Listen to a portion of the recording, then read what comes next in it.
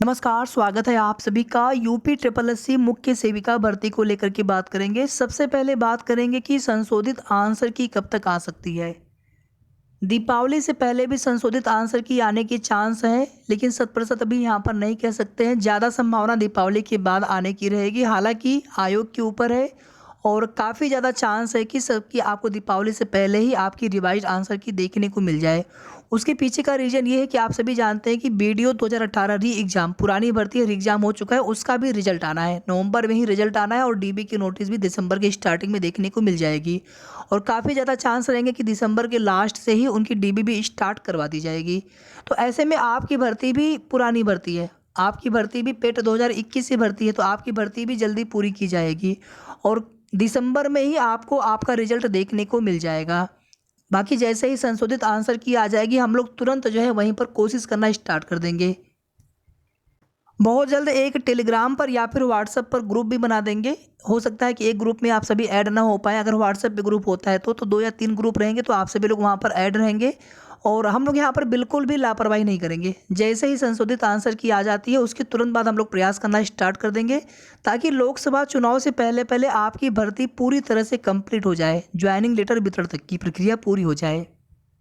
अब यहाँ पर देखिए, संशोधित आंसर की आने की बात से आप सभी जानते हैं कि संशोधित आंसर की जब आएगी तो उसमें जो आपत्तियां की गई हैं, उन आपत्तियों का निस्तारण किया जाएगा विषय विशेषज्ञों की तरफ से। तो जितने भी ऑब्जेक्शन किए गए हैं दोनों ही शिफ्टों में, शिफ्ट 1 में लगभग 2 या 3 प्रश्नों पर संभावना है कि कॉमन मार्क्स दिए जा सकते हैं। शिफ्ट 1 में 2 या 3 नंबर मिल सकते हैं फुल मार्क्स, और शिफ्ट 2 में भी 2 मार्क्स मिलने की उम्मीद है। बाकी देखिए आयोग के ऊपर है कि वो क्या मानते हैं, ऑब्जेक्शन को कितना सही पाते हैं। किसी भी प्रश्न में विकल्प में बदलाव के चांस कम रहेंगे। बाकी हो सकता है कि किसी प्रश्न के विकल्प में आपको बदलाव भी देखने को मिले, लेकिन ज़्यादा संभावना है फुल मार्क्स मिलने के, कॉमन नंबर मिलने के। कॉमन नंबर मिलने की स्थिति में किसी के नंबर घटते नहीं है, किसी का नुकसान नहीं होता है, बट नंबर बढ़ते ज़रूर हैं। अगर आपके प्रश्न पहले से सही थे तो आपको कोई फ़ायदा नहीं मिलेगा, क्योंकि ऑलरेडी आपके वो प्रश्न सही थे और ऑलरेडी आप उसके नंबर जोड़ चुके हैं अपने टोटल मार्क्स में। लेकिन अगर आपका प्रश्न गलत रॉन्ग था तो आपको 1.25 नंबर का फ़ायदा मिलता है। मतलब एक फुल मार्क्स मिलने पर आपको 1.25 नंबर का फ़ायदा। अगर 2 फुल मार्क्स मिल गए और दोनों प्रश्न अगर आपके पहले से गलत थे तो आपको 2.5 अंक का फ़ायदा मिल जाएगा। अगर आपने प्रश्न अटेम्प्ट नहीं किया था, प्रश्न आपने किया ही नहीं, छोड़ दिया था, तो भी आपको पर फुल मार्क्स के हिसाब से आपको 1 नंबर मिलेंगे। अगर 2 फुल मार्क्स दिया गया, दोनों ही प्रश्न आपने अटेम्प्ट नहीं किया, तो आपको 2 अंक का फ़ायदा मिलेगा। ठीक है, तो उम्मीद करते हैं कि अब आपको यहाँ पर चीज़ें समझ में आ गई होंगी कि संशोधित आंसर की आने के बाद से कितने अंक बढ़ सकते हैं दोनों ही शिफ्टों में, और किनके अंक बढ़ेंगे, घटेंगे किसी की भी नहीं, लेकिन किनके अंक बढ़ेंगे और लगभग कितने बढ़ सकते हैं। ये सारी चीज़ें हमने यहाँ पर बता दी। इसके आगे देखिए, दीपावली से पहले पहले भी आपकी संशोधित आंसर की आ सकती है, और बाकी वर्किंग डे स्टार्ट होने दीजिए। आप सभी जो भी जैसी भी जानकारी मिलेगी आप सभी को रेगुलर बताते रहेंगे। बस हमारी ये पूरी कोशिश होगी कि आपकी भर्ती प्रक्रिया लोकसभा चुनाव से पहले पहले पूरी तरह से कंप्लीट हो जाए। आगे देखिए, नॉर्मलाइजेशन में कितने अंक का परिवर्तन हो सकता है और किनको फ़ायदा किनको नुकसान हो सकता है। अभी देखिए, पेट 2021 हुआ, पेट 2022 हुआ, पेट 2023 का भी एग्ज़ाम कंडक्ट हो चुका है। और हर पेट एग्ज़ाम में अगर आपने अपना स्कोर कार्ड देखा होगा, उसमें एक वास्तविक स्कोर लिखा रहेगा और एक लिखा होता है नॉर्मलाइज्ड स्कोर। वहाँ पे आपको स्कोर पता चल गया, लेकिन बाकी की जो भर्तियाँ हो रही हैं उनमें आपके मार्क्स कितने हैं ये आयोग के द्वारा नहीं बताया जाता है। इस वजह से आप जान नहीं पाते कि हमारे नंबर घटे कि बढ़े, क्या हुआ, कुछ पता नहीं चल पाता है। अगर आप पेट की तुलना करेंगे तो लगभग आप देखेंगे आधा से पौना नंबर, यानी 0.50 से लेकर के 0.75 इतने मार्क्स का ही परिवर्तन देखने को मिला है। यानी कि 1 नंबर से भी कम नंबर कर लीजिए आप, उतने ही नंबर घट या बढ़ सकते हैं। कई बार क्या होता है कि हमें लगता है ये शिफ्ट आसान है, सबको अपनी शिफ्ट कठिन लगती है, दूसरे का शिफ्ट आसान लगता है। अभी हम लोग मान करके चल रहे हैं कि शिफ्ट 1 आसान है, शिफ्ट 2 कठिन है। हो सकता है दोनों ही शिफ्ट लगभग बराबर हो, या ऐसा भी हो सकता है आयोग को ऐसा भी लगे कि नहीं शिफ्ट 2 आसान, शिफ्ट 1 कठिन है। ये चीज़ें डिसाइड कैसे होती हैं। मान लीजिए शिफ्ट 1 में 15,000 अभ्यर्थी हैं, या 17,000 मान लीजिए, 17,500, 35,000 के आसपास कुल अभ्यर्थियों ने एग्जाम दिया है। 34,995, 5 कम है 35,000 में। हम यहाँ पर 15,000 मान लेते हैं कि 15,000 या फिर 17,000 शिफ्ट 1 में और 17,000 शिफ्ट 2 में। ठीक है, तो यहाँ पर ये देखा जाता है कि इन 17,000 में जो सबके मार्क्स आ रहे हैं उसका औसत निकाला जाएगा 17,000 अभ्यर्थियों के लिए।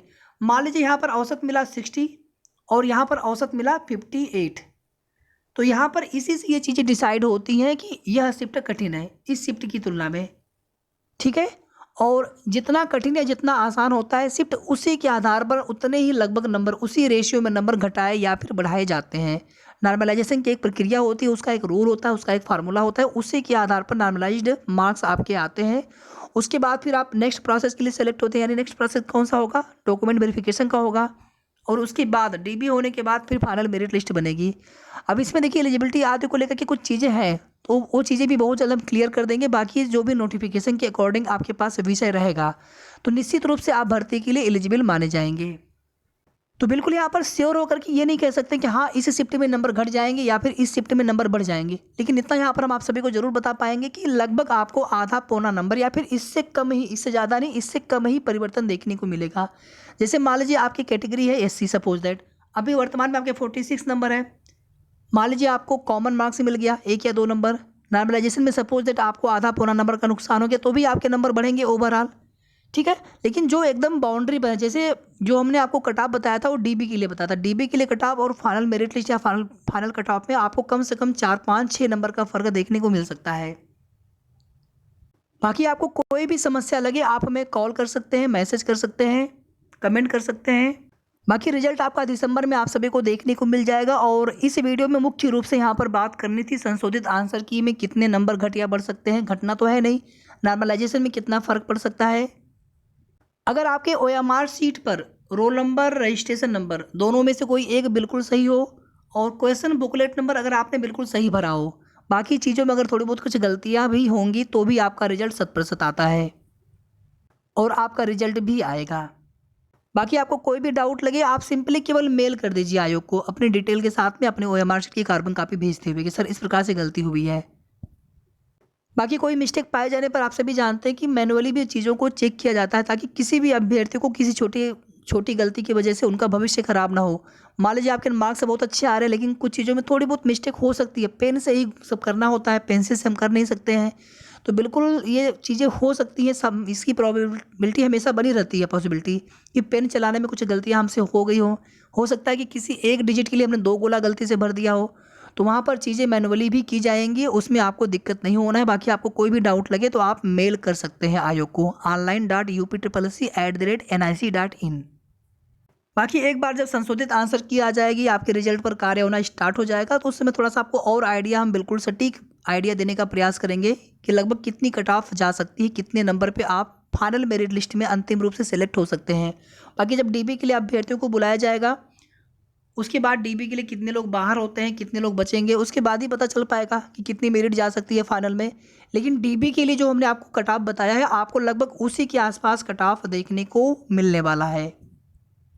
बाकी आप सभी के मन में कोई भी डाउट हो, कोई भी दुविधा हो, आप हमें पूछ सकते हैं कॉल करके, व्हाट्सएप पर या फिर कमेंट करके।